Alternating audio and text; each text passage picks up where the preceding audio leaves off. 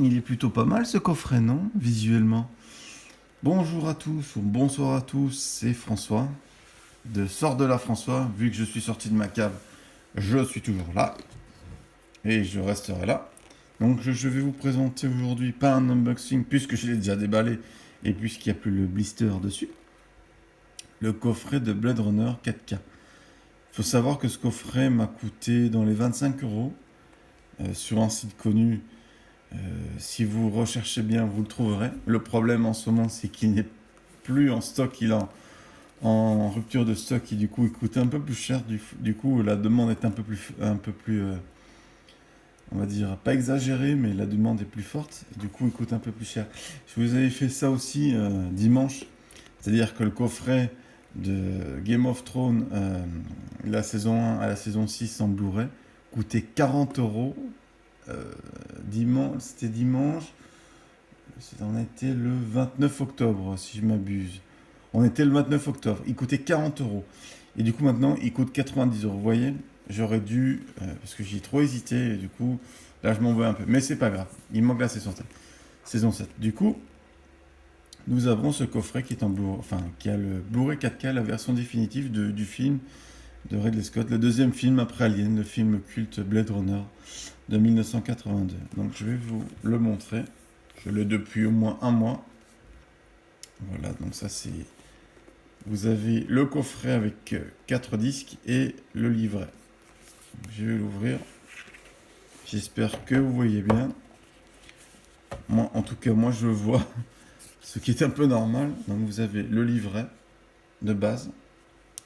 Donc vous avez des storyboards, des affiches. Je crois que c'est l'affiche. Enfin, j'ai pas envie de dire de bêtises. Asiatique. Après, je sais pas si c'est japonais, coréen ou chinois. Vous avez, oui, des storyboards qui sont plutôt pas mal, franchement. Ça, c'est la conception du spinner, le véhicule terrestre, qu'on voit dans le 2 aussi. Et d'autres scènes, voilà, qui sont faites sous forme de storyboard. Le costume designer. Et voilà, ça continue. Des drafts, comme on appelle ça, des dessins. C'est vraiment pas mal, hein, franchement. Et voilà le décor en vrai du premier film. Ici, je mets ça. Ouais, ouais, c'est vraiment bien représenté. Et ce qui est pas mal, c'est que si je retourne le livret, et bien sûr, il faut le mettre à l'endroit pour pouvoir, voilà, redécouvrir, enfin, je veux dire, découvrir ce qui s'y passe pour la deuxième partie de ce livret. Et donc, nous avons un peu, là, on voit un peu des clichés, une pellicule. Euh, je pense que c'est des clichés qu'on voit là plus qu'une pellicule. Parce qu'une pellicule, selon moi, c'est plus en continu. Là, on a des clichés, c'est des photos du tournage. Et c'est très intéressant. Là, on a Ridley Scott et Harrison Ford. Il faut rappeler que le tournage a été très très tendu. Ça s'est pas très bien passé. Mais quand on voit le résultat, c'est d'une ampleur absolument dantesque. Donc Ridley Scott avec sa caméra. Et du coup, le décor à gauche, voilà. Il y a une pression pas possible dans ce film. Voilà, si je tourne encore deux trois pages, les décors de film qui sont retranscrits en noir et blanc. Et là, voilà, il y a certaines caméras, certaines spots comme ça pour éclairer, tout ça. Vraiment très intéressant, l'équipe technique, les plans qu'on peut voir et tout. Si j'en fais une dernière, voilà, ça c'est dans l'appartement de Descartes. Voilà pour ce qui est du livret, j'ai pas tout fait, mais bon, moi je vous le conseille énormément. C'est un bourret, je crois que ça va devenir une pièce collector.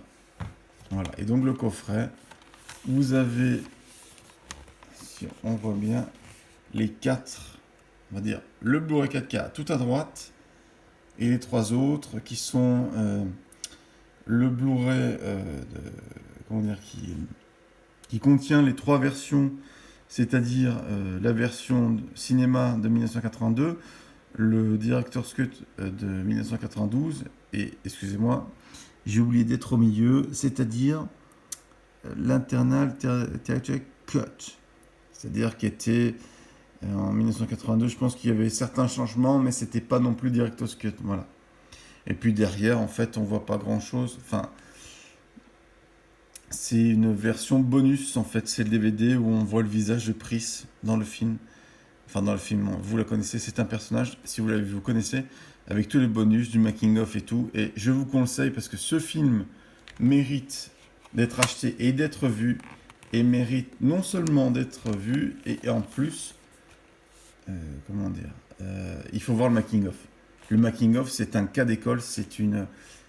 Je pense que dans les écoles de cinéma, il faut le voir parce que je pense que, ayant fait certaines écoles, pas beaucoup, si j'arrive à remettre le coffret dans son état, nous a montré souvent des réalités, souvent des...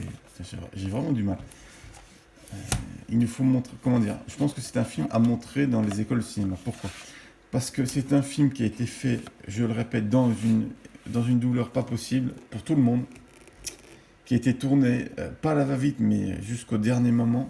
C'est-à-dire qu'au dernier jour de tournage, ils étaient ric-rac au niveau du budget. C'est-à-dire qu'ils ont dû le tourner, c'est-à-dire que le dernier plan, le dernier... Enfin voilà quoi, ça, en ce moment, si on peut citer un film qui s'est filmé dans la douleur, le problème c'est que certains films se filment dans la douleur mais ressemblent à des torchons pas possibles. C'est compliqué à vous dire. Moi je pourrais vous dire... Ah c'est compliqué, il faudra en faire un débat. J'en ai pas un là dans ma tête. Mais pour revenir à Blade Runner, oui, ça s'est fait dans la douleur. Le problème, c'est que ça n'a pas eu le succès qu'il méritait. Le 2 n'a pas le succès qu'il méritait, mais ce n'est pas un flop. Attention, parce que je lis certains articles qui disent que c'est un flop. Non, un flop, c'est pas... Enfin, ce n'est pas un flop. Il est à 225 millions de dollars, toutes compètes confondues, c'est-à-dire au State et à l'international, donc on rassemble les deux chiffres. Et du coup, pour moi, un flop, c'est Geostrom avec Gerard Butler ou encore The King Arthur avec Charlie Hunnam. Donc ça, c'est différent. Après, c'est vrai qu'il aurait mérité un succès à la Fury Road, qui a rentabilisé à peu près son budget. Il faut savoir qu'un film, comment dire ça, il doit être rentabilisé deux fois au niveau de son budget. C'est-à-dire qu'il doit faire une marge fois deux par rapport au budget, au coût qu'il a coûté. Enfin, ce qu'il a coûté, excusez-moi. Donc voilà.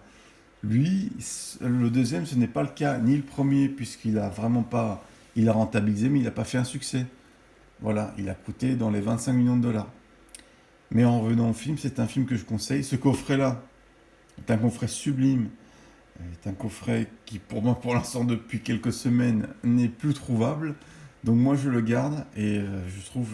Parce que je suis du genre à très vite revendre mes Blu-ray. Mais ceux qui sont en 4K, je pense pas les revendre. Certains collecteurs, celui du vieux fusil, je vais le garder, ça c'est sûr. Mais voilà, donc c'est un film que je conseille de 1982. Si c'est la première fois que vous le voyez, si vous n'avez pas accroché ou vous n'avez pas aimé, franchement c'est normal. Enfin c'est normal. Il faut peut-être être un peu plus cinéphile. Donc voilà, pour cette semaine, ce qui va se passer pour cette semaine, la suite du programme. Il y aura sûrement une critique d'un film cette semaine. Je ne sais pas quoi. Je vous préviendrai cette semaine. Sachez qu'il y a Justice League qui arrive. Je vais essayer de faire des films commerciaux. Et il y a d'autres films qui méritent voilà, d'être critiqués et beaucoup plus critiquables, comme on dit, que par exemple un film comme Justice League. Mais le problème, c'est que je suis tellement en fond sur Batman que je devrais me décrocher un peu plus. Voilà, j'aime beaucoup les films indépendants, j'en ai vu pas mal. Après, il faudrait faire une critique un peu plus constructive, un peu plus détaillée. Mais il n'y a aucun problème. Et j'avais promis depuis dimanche qu'on devait faire une critique en se basant sur le jeu de mon collègue. Et du coup, j'étais sur mes affiches. Comment dire, j'étais parti, voilà. J'ai fini sur Wall-E. Donc je ferai une critique sur Wall-E prochainement. Voilà, j'espère que vous avez passé un bon Halloween. Écoutez, passez une bonne soirée, voyez des films et si vous avez des arguments, je veux dire, vous avez des suggestions ou quoi à débattre, n'hésitez pas. Voilà, je vous embrasse bien fort et merci aux 131 abonnés actuellement. Franchement, ça me fait du baume au cœur Et sachez que ça me fait énormément encore plus, je me répète, de plaisir. Et ça m'encourage encore plus à faire de meilleures vidéos. Voilà. Je vous remercie et à bientôt pour la prochaine critique.